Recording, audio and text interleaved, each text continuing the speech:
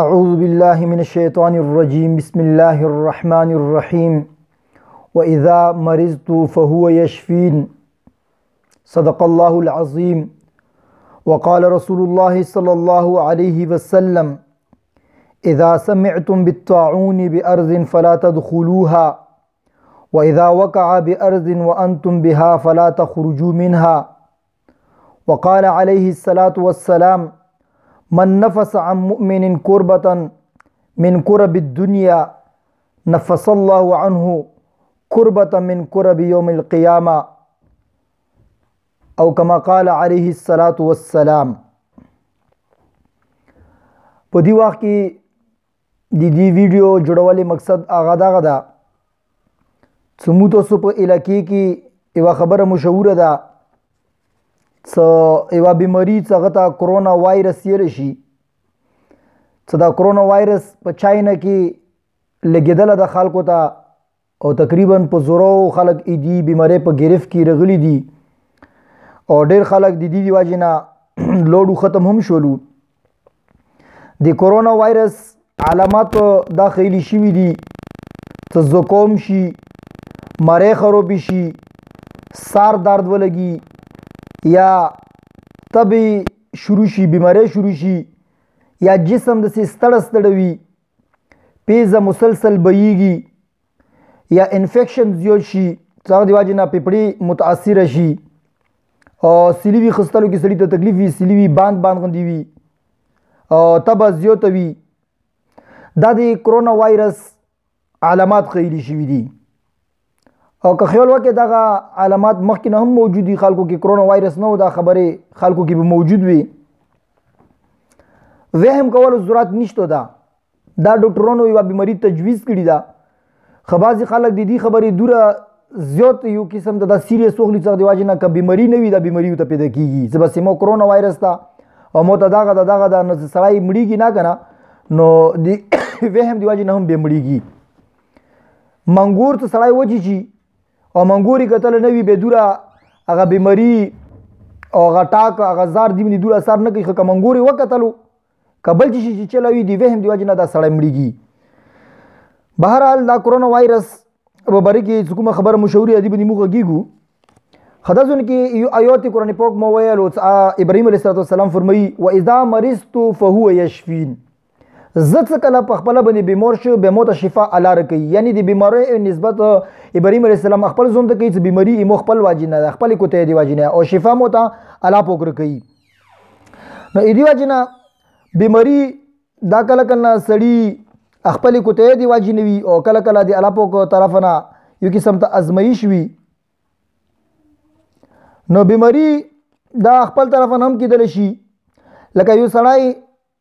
سګرټ څکوي هغه د وجې نه سینې باندې جوړ بل څه هارټ اټیک خطره کېدلی شي، ګوره دا بیماري دې خپل طرف نه راغله. او کله کله ازمایش کېدلی شي لکه د ایوب علیه السلام بیماري مسلسل بیماری کې مبتلا و نو دا د الله پاک طرف نه ازمایش و. پیغمبر صلی الله علیه وسلم فرمایي اذا سمعتم بالطاعون بارض فلا تدخلوها واذا وقع بارض وانتم بها فلا تخرجوا منها. دا حضرت عمر فاروق رضی الله عنه مدینه منورې نه شام طرف ته دوره کوله د دین د پیلو کولو په نسبت باندې او شام علاقې کې چونکې هغه وخت کې طاعون یوه بیماري وه هغه پیلو شوي وه. اوس مسله دا پیدا شوله چې دا طاعون خو په دې علاقې کې پیلو شوه ده، آیا دې ته تلل مناسب دي که نه دي مناسب، آیا واپس تلل پکار دي که سفر جریز ته تلل پکار دي. شروع کې دا شک ځکه پرېوتلو ویلې چې دغو د سفر کولو اراده کړې وه او یو دیني مقصد دپاره روان و عمر فاروق رضی الله عنه سره د ملګرو. نو اوس کې هغه دا سوچ وکړ چې که صرف د بیمارۍ او د طاعون د بیمارۍ د وجې نه موږ ویسور شو نو موږ وتلي الله د دین پیلو کولو دپاره یو، صرف د بیمارۍ د دې پیلو کېدل د وجې نه موږ ته پاتې کېدل دا ټیک نه دي. او دویم طرف ته دا خیال ورته راتلو چې طاعون داسې یوه بیماري ده چې دومره سخته پیلو شوې ده چې دې نه په زورو خلک شهیدان شوي دي. اوس هم یو پوره قبرستان ده په اردن کې چې هغه کې په زورو خلک د دغو د طاعون بیمارۍ نه شهیدو خلکو قبرونه موجود دي. لہذا هغو دا مشوره وکړه چې موږ ته څه کول پکار دي. نو پیغمبر صلی الله علیه وسلم ته فرمایي چې کله تاسو دا واورئ چې یوې علاقې کې طاعون بیماري پیلو شوي ده بیا هغې ځمکې ته تاسو ما ورڅئ او که چېرته موجود وی ورکې بیماری در باندې راغله دا پیلو شوله نو بیا تاسو نه راوځئ ما یعنی دغه وبونه دغه بیماری نه تښتېدل نه دي پکوره. اوس چاینا کې دا بیماری پیلو ده ورتلل نه پکور، کوم خلک څه بار دي هغه ته نه دی ویدل پکوره، او څه چوک ورکی دي هغه تر وتل نه دي پکوره.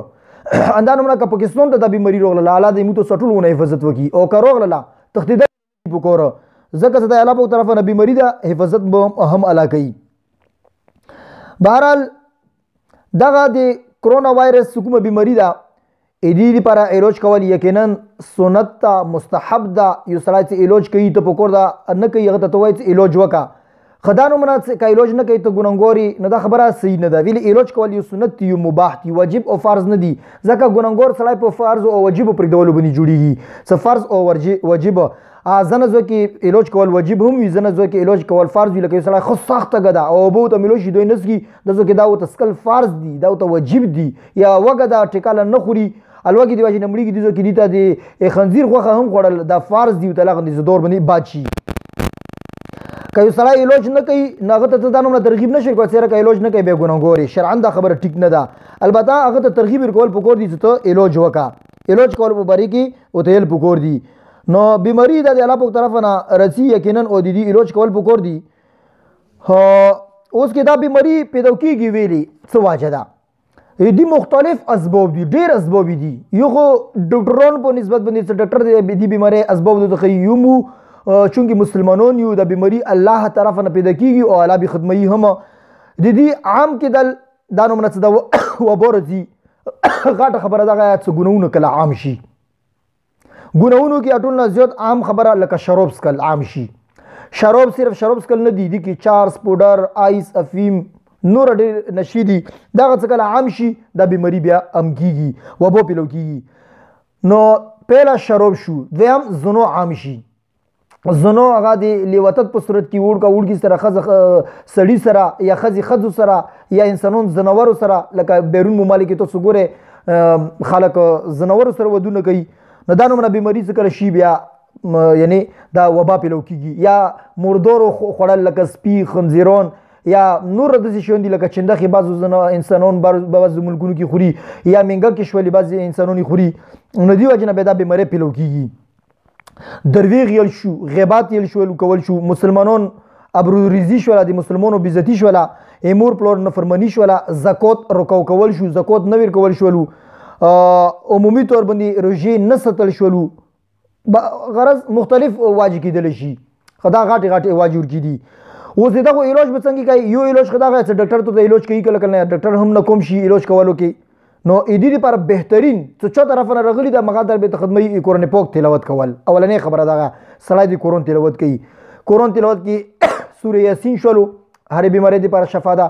پیغمبر صلی الله علیه وسلم فرمایي چې الحمد سوا د مرنا، یعنی سوره فاتحه الحمد وللضالین پر یل و پر په وبو باندې وای هغه وبو وس کې وته ان الله سپریند سی وای ور باندې وایس کې یا بسم الله ور باندې وای وایس کې بهترین هغه د سبب د شفا لپاره دوا کول اوږدې چې الله د بیماری وسیلې هم ته ختموي به هم ته ملک نه بیماری رغلی خدای ته ختم کې ذکر او اذکار کول مختلف دواګونی دي لکه یو دوا دغه اللهم انی اعوذ بک من البرص والجنون والجذام ومن سیء الاسقام. دا یو داسې دوا یا که وبا پیلو شوي طاعون یا لکه نن سبا کرونا وایرس، دا دوا خپله هم زده کې، خپلو بچیو باندې هم زده کې، ښځو باندې هم زده کې، ټولو ته دا دوا وښیي چې هغه دا دواګانې شروع کړي. انشاءالله پاکستان کې به دا بیماري نه پیلو کېږي. نوافل کول پکور دي، فرض المنځونه په بندیز سره کول پکور دي، ګناهونو نه پرهیز، آیت الکرسی اور صدقه کول دا بهترین علاج دی دغو دپاره. او دې نه علاوه زه یو د خپلو ډاکټرانو ملګرو ته یو گزارش کوم، التجا کوم، سوال ورته کوم چې ګوره د تاسو د کوم هغه د پیشه ده نو دا یقینا څه بهترینه پیشه ده. دې په باره کې پیغمبر صلی الله علیه وسلم فرمایي چې چا د یوه مؤمن مسلمان یا د غیر مسلمان تکلیف نه کو د دنیا والا الله پاک قیامت پورې چې دې تکلیف نه کوي. اوس ډاکټران هغه مسلمانانو تکلیفونه نه کوي، علاج کوي. خو نن سبا ډاکټرانو زه دا خبره انتهایی معذرت سره او انتهایی افسوس سره کول غواړم چې بعضې ډاکټران نن سبا په دې ټایم کې بعضو لیبرټرۍ والا سره د دغو تعلق جوړ شي، ورته وایي چې زه به تا ته ټسټونه رسوم، ایم آر آی به در باندې کوم، الټراساوند به در باندې کوم دي کې به نیمه پیسې توي نیمه موي خپل مانس کې هغه جوړ شي نه د لیبرټری ولا دغه ته مریضون واستي هغه مریضون دي درستي په دې باندې باقاعده کمیشن وي بلکې بعضو کمپنیو سره دغه یو معاهده او تړون وشي چې زه به ټول دوی وبس مو د ورکې 50% کمیشن راکای یا هر څوره وی هغه کمیشن دغه خپل او ته پاتې لګي هر یو ته پاتې لګي چې دا بیماری چوکي ورکې دا نو ګوره د ډاکټر ولا پیشه دا یو معززه پیشه ده باعث ثواب او اجر ولا پیشه ده خنن سبو الله تعالی د مفي وکي بعضو ډاکټرونو دا پیشه لګیا بدنامي طرف ته روانه کړی دغه خلاف احتجاج کول پکو دي ډاکټرونو ته صدا پیشه به توسه بدنامي نه ډاکټر دوی د ولي کی توي د دوی مو ته بیا وروړه تصدیق وګوره مقصد څه یو کی څو در هغه کمنی ول رغلی دا کنه درغلی مو ته کی کمیشن ملويږي کنه ملويږي ویلي دغه ته میاشتي یا کله هغه ته خپل کمیشن ورکی ملويږي بعضی وخت کې ته د ټیسټ ولګي چې بل ډاکټر دی وخت هغه چې د ټیسټ سره لیکل ضرورت نه ام ار آی د لګلی وي ته غریب ته پیسې ازونه په قرضې باندې رخصتي وي تو سره د کور کې د خوراک سکوک پیسې وینا او ډاکټر ته وی شغه ته دا نمونه ټیسټونه ولي کی نو زه دا چې د ډاکټرونو دغه بهتته دی وجه هم د بیماری پیلو شولې ندی کول پکور دسی لیا پلا ټیسټونه چوته لیکل لیا پلا ایکس ری چوته لیکل لیا پلا ام ار آی چوته لیکل یا کمنۍ ولا سره کوم شعر دا یا تو کوم موحدی دي یقینا د ظلم دا دی بني الله په خفقيږي نن څه د کومي کرونا وایرس بیماری نور خلکو ته پیلو دي دا ته هم درل شي دغه بیماری کې ته هم مبتلا کېدل شي شوګر بلډ پریشر یا تعون غو بیماری یعنی دیواجنه ته هم متاثر کېدل شي نو ډاکټرونو ته پکور دا خپل فیس کوم خالي مناسب چې جایداد ته ویتللو سره هغه ته ډراپ ولګي چې جایداد ته هغه ته ویتللو سره ای سی جی وکي ویتللو سره هغه ایکو ټیسټ وکي نور څو قسمه دغه شنو کې لاندې مو پوتې شولو لکه دا نجایز تور باندې خلک کوي یو ډیر ضرورت وي هر یو مریض سره چې هغه ته ټیسټ هغه ته ایکو هغه ته ای سی جی هغه ته الټراساوند هغه ام ار آی لکه دا کوم ځای مسلمانی ده د سینې دی کول پکور بهرحال کرونا وایرس دا یو بیماری بوي خوې هم نه دي خصل پکور دینه تختیدل نه دي پکور کوم طرف ته بچي بیماری چور وسلی دا الله سکوم الله روستلی دا پاکستان ته روستای شي ته سکوم زته لوري ازو ته نشي دی وسلا نو په خپل زوی باندې سکلا دی رغله او ته پته کېدل پکور دي اعمال مو ته وخلو دي طرف ته توجه مکمل زنانا ذکر اذکار طرف ته سوره یاسین ختمونو طرف ته المنځ په بندې طرف ته نو جوانونو ته پکور د درویغ د غیبات د زنو د پردې جوړ کې سره غیدل په موبایل باندې د نشي د آی سی او د تمباکو دا شیون دا ټولې مو ته بهتته دی وجه دا بیماری پیلو کیږي نو ان شاء الله تعالی بیماری وسلی الله دا خدمت به هم الله د وکی دا بیماری ختم شي او مو ته الله ټول ونه حفاظت وکي او ردل ندی پکور خپل اعمال طرف ته علماء طرف ته دین طرف ته اسلام طرف ته رجوع کول پکور دي واخر دعوانا ان الحمد لله رب العالمين